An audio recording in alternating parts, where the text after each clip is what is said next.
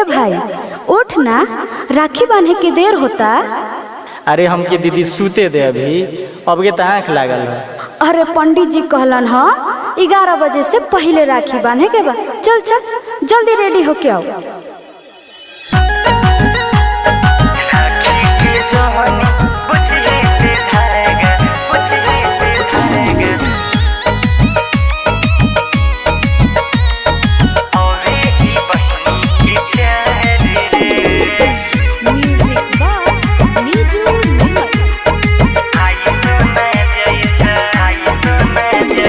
रख दिल बनी थाली सजाई, जल्दी से उठी नहल भाई।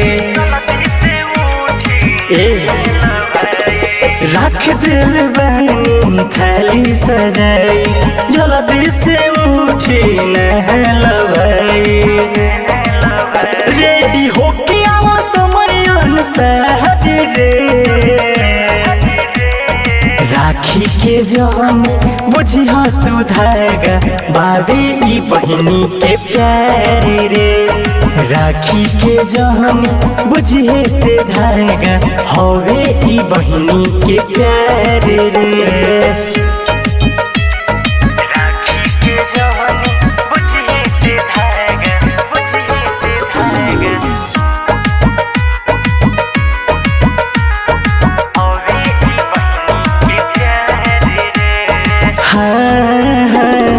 आज बनी साथ का बारे इतराई रे, सुनना शादी जब होई त रोबे ते भाई रे।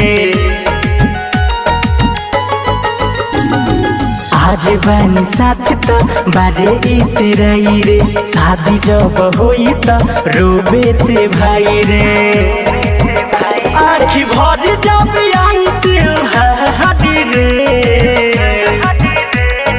राखी के जहनी बुझे ते धागा, बाबे ई बहिनी के प्यार रे।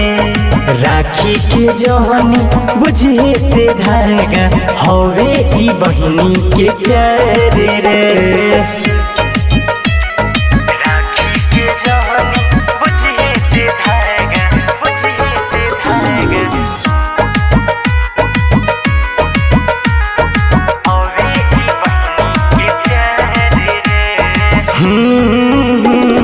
चाही नहीं गिफ्ट कोई, चाही ना पैसा।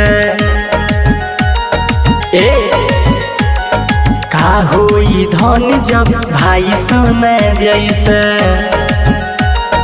सुनना चाही नहीं गिफ्ट कोई, चाही ना पैसा। का होई धन जब भाई सोना जैसा। तो के लाग जाए उमर हमारी रे, राखी के जहनी बुझे ते धागा, बाबे ई बहिनी के प्यार रे। राखी के जहनी बुझे ते धागा, हवे ई बहिनी के प्यार रे।